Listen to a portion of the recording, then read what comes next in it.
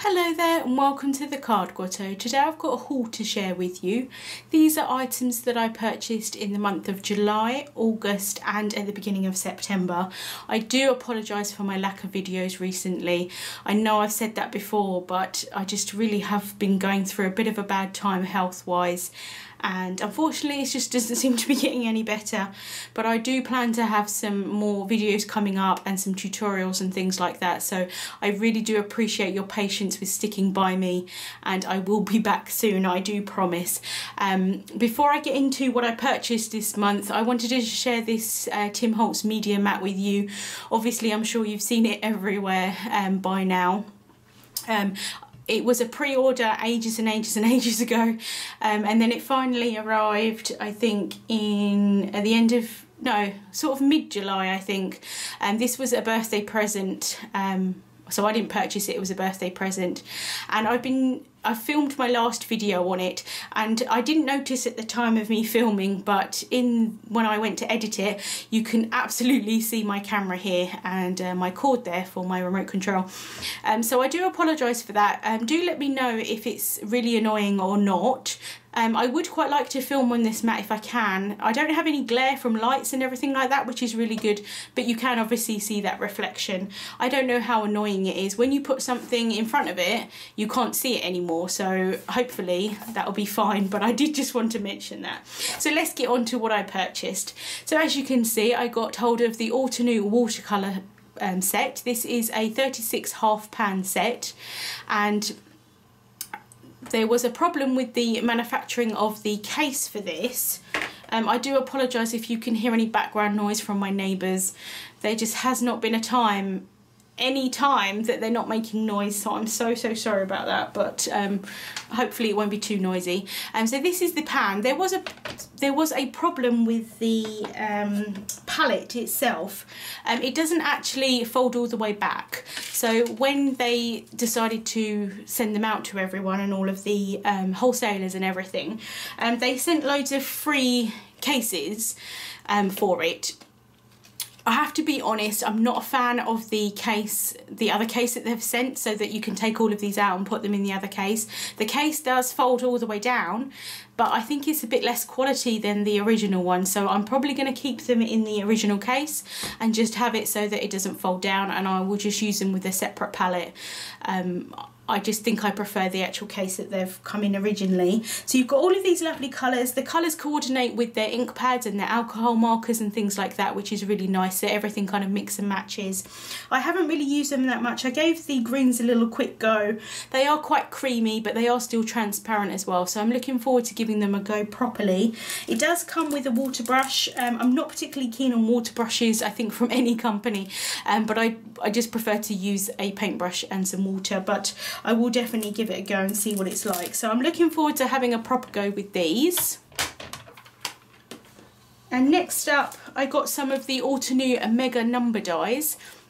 So I picked up the 4 and the 0 for a card for my sister-in-law who was 40, and I did use them on that card, and I'll share that card over on my blog shortly in a week or so.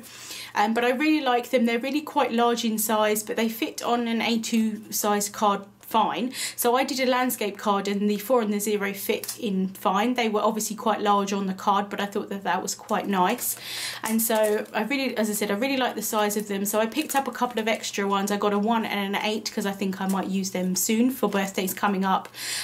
But I just think they're a really good sort of set to have. They do come as a whole set, so you can pick up all of the different numbers, but I wasn't sure at the time whether I was going to like them or not, so if there are some other numbers that I want, I'll just pick them up separately. So all of those Autonew items came from Seven Hills Crafts.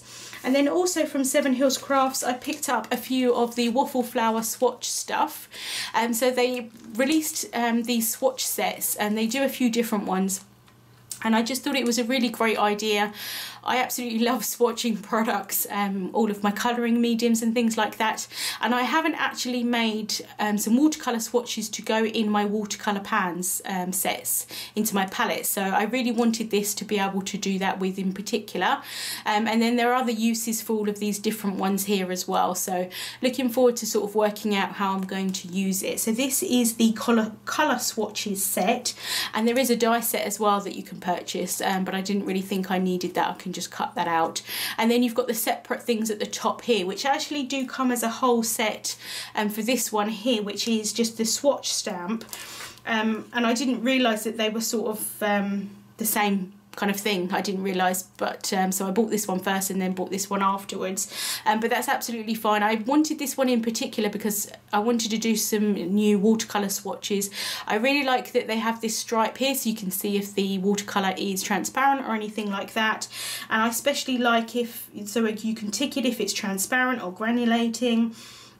And then like the light fastness and then the pigment numbers as well, because I write everything down like that just with my handwriting, and it's quite nice just to have it sort of contained in a sort of swatch thing.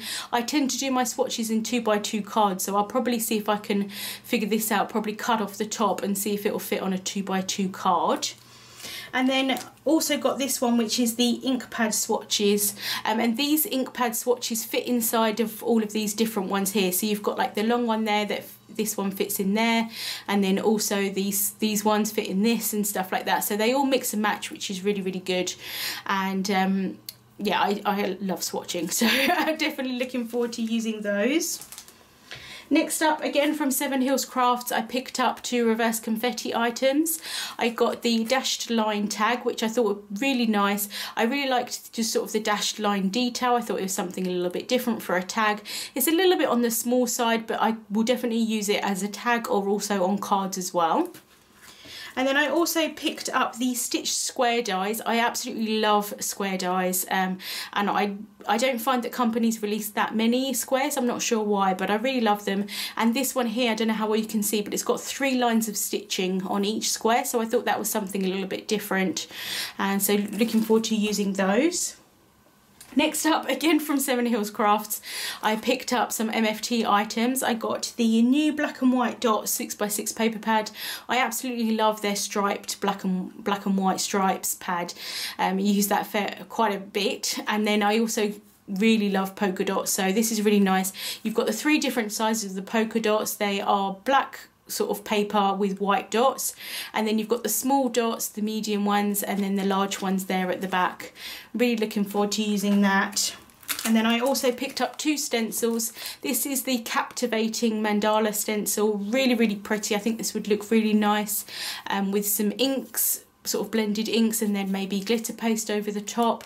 Really, really pretty. And then I also got the grass edges because, again, I just thought this would be really, really versatile for loads of different cards. I absolutely love their cloud borders, and I thought this one would work really well, so you could do like grass at the bottom and then clouds at the top. I just think they're really great, those stencils. Next up, I made an order from Dies to Die For. Picked up a set from Pink and Main. I absolutely love these cute little turtles. So this is the Turtley Amazing stamp set. Just absolutely adorable. I think they would look really great with sort of like a distress oxide, maybe watercolour sea background. And then I did pick up the dies to coordinate. And then I also picked up a pack of their silver glossy dots because I really like these. I just like the plain silver in particular. They're not too dimensional, which is quite nice. Yeah, so got those. I also picked up the Alcohol Lift ink, and I have used this already, really enjoyed it. I got this from Joanna Sheen, and yeah, I really like this. I saw a video, Tim Holtz using it, and then Jennifer Maguire made one not that long ago as well, sort of using the Reinker as well as the ink pad itself. So I'm really looking forward to using this again, but like I said, I have used it already, really liked it. I also picked up some of the newer Distress Oxide colours. I'm going to say newer because it's been a little while since they've been out now, because obviously me making this video so late, but they are the newest ones. So this is the Mowed Lawn. I really like using Mowed Lawn along with Twisted Citron for grasses and things like that, and I absolutely love them in the normal distress line, so I thought I'd go ahead and get the Oxide as well. I absolutely love using tumbled glass for skies and for clouds, so got hold of that one. And then I also picked up the Mustard Seed because I thought this would work quite nicely with the squeezed lemonade as well, so I thought they will work quite nicely together. I made an order from Bumbleberry Crafts for a couple of Gina Kay items. Got hold of the Gina Kay Amalgam ink. Everyone's been absolutely raving about this ink because you can use it for alcohol markers, for watercolours, for colour pencils, anything at all. It's supposed to be great for everything. So I thought I would give this a go and see what it's like. And then I also picked up the Wreath Builder stencils. They had them originally in with a stamp set, and I didn't really want the stamp set, to be honest. So they brought them out just as the stencils themselves, so I wanted to pick those up.